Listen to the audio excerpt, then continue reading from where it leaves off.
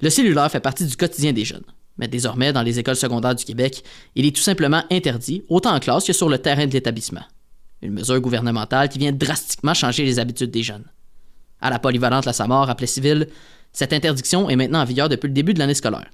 Une nouvelle réalité qui demande des ajustements autant pour les élèves que pour le personnel.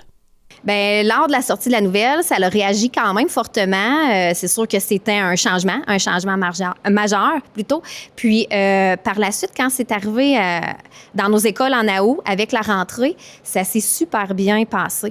Dans le fond, les consignes étaient claires, tout était annoncé, puis on a laissé quand même un premier cycle de 9 jours pour les accompagner dans ce changement-là. Donc, des avertissements, on modélisait avec eux. Donc, ça n'a pas été drastique. Ils ont pris l'habitude, puis après ça, ça s'est très bien fait. On avait aussi quand même fait le pas l'an dernier là, avec pas d'utilisation dans les classes, donc ils étaient déjà un petit peu là, dans cette démarche-là là, au niveau du cellulaire. Bien, au niveau des enseignants, c'était quand même, étant donné qu'on avait fait le pas l'an dernier avec le non-utilisation dans les classes, c'est moins pire. Par contre, on a choisi en équipe école, nous ici, de faire l'effort également. On a mis l'effort pour montrer l'exemple. Ce qu'on a dit, c'est que nous aussi, dans les corridors, parce que l'adulte a le droit de l'utiliser, mais on fait un effort devant les élèves pour leur montrer l'exemple. Donc, on ne l'utilise pas dans nos déplacements, dans les corridors, dans les classes. Les enseignants savent que c'est pour l'utilisation pédagogique seulement. Sinon, ils ont leur ordinateur portable pour faire le reste. La polyvalente La Samar doit maintenant assurer le respect d'une règle claire. Aucun usage du cellulaire dans l'établissement comme à l'extérieur.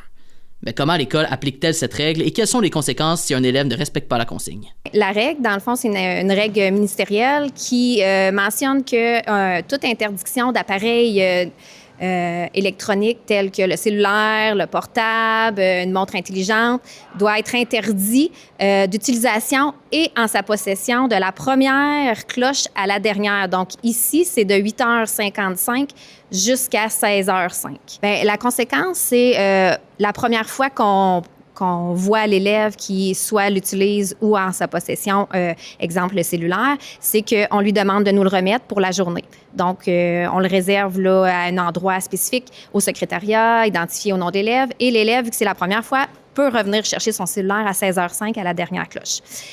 Par la suite, s'il se fait prendre une deuxième, troisième et plusieurs fois, là, dès la deuxième fois, c'est qu'on appelle le parent et c'est le parent qui est informé et qui doit venir chercher le cellulaire sur les heures d'ouverture du secrétariat. Donc, l'élève ne peut pas reprendre son téléphone cellulaire. Si toutefois, ça arrive à plusieurs reprises, on en a peu par contre, là, on a d'autres services là, qui peuvent entrer en jeu. Là. On a un partenaire externe qui est Action Tox. Au niveau de la dépendance, on voit que c'est récurrent chez un élève. Bien, on peut lui fournir un certain soutien là, en accompagnement pour l'aider là, à décrocher un peu de son cellulaire.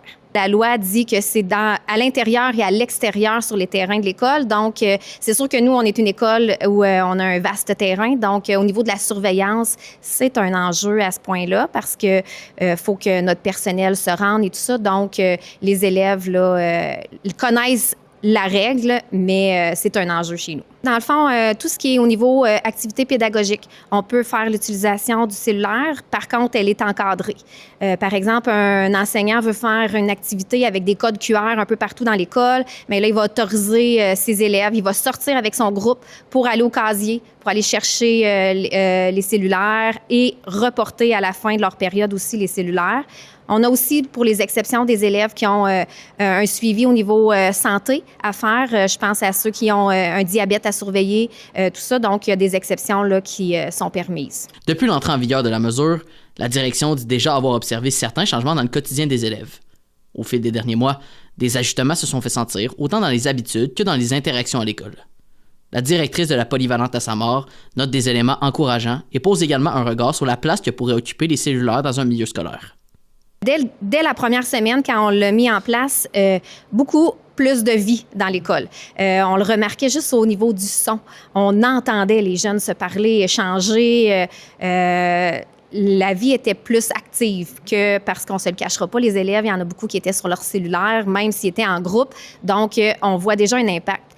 Par la suite, là, au niveau de l'enseignement, la concentration, c'est sûr qu'on le verra sûrement à long terme, mais on gère également beaucoup moins de conflits au niveau des réseaux sociaux parce qu'on voit pas, on n'a pas à gérer ces situations-là qu'on avait autrefois parce qu'ils n'ont pas le droit de l'utiliser. Donc, ça se fait à la maison, donc ça ne revient pas à l'école. Ben, c'est un peu la façon qu'on procède maintenant. Je dirais, c'est sûr que le moins possible, idéalement, c'est ce qu'on fait. Donc, oui, pour des activités pédagogiques, je veux dire, l'utilisation de photos, mais même nous, les adultes, il faut apprendre à mettre ça de côté puis à revenir à l'essentiel. Donc, le monde idéal, moi, je pense qu'on est tout prêt. Faut juste poursuivre dans ce chemin-là. Une mesure ministérielle qui transforme concrètement le quotidien dans les écoles secondaires, alors que les cellulaires sont désormais interdits autant en classe que sur l'ensemble du terrain scolaire. À la polyvalente La Samar, cette nouvelle réalité demande des ajustements, mais les premiers constats laissent entrevoir certains changements dans les habitudes des élèves, notamment en ce qui a trait à la concentration et aux interactions. Reste à voir comment cette interdiction continuera d'évoluer dans le temps et quels en seront les effets à plus long terme, tant pour les élèves que pour le personnel scolaire. Encore une fois, merci à vous, à la maison, d'avoir été des nôtres. C'était Jacob Pienville à la TVC.